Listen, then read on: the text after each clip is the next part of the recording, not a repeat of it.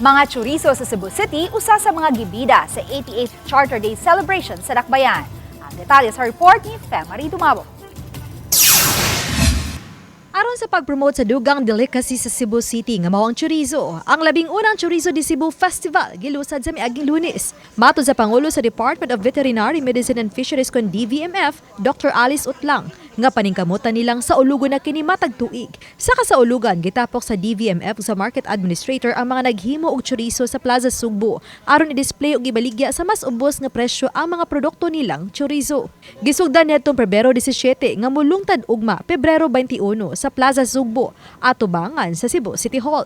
Kabahin kini sa mga kalihukan sa ika-80th Charter Day celebration sa Cebu City. Tungod ni ini, ilang gisiguro nga ang mga baligyang chorizo gawas nga lami, limpyo ug luwas kanon. Ang kaning chorizohan nato was regulated by also or inspected by the DBMF, no?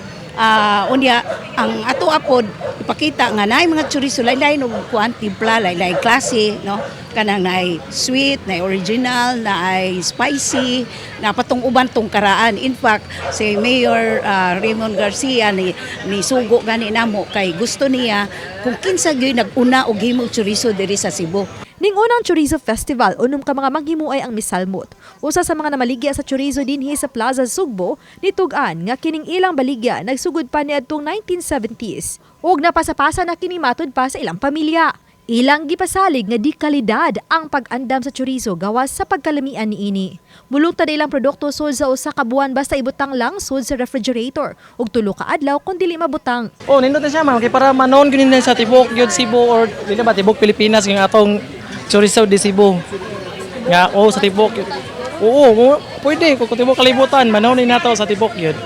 Nga natay Chorizo Festival diri sa Cebu. First ba di ba? First Chorizo de Cebu. Usa sa gitan-aw nila ni Dr. Utlang nga usa ang chorizo sa makatabang sa gastronomy tourism sa Dakbayan sa Sugbo.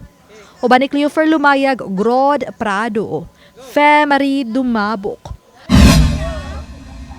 Balitang Bisdak.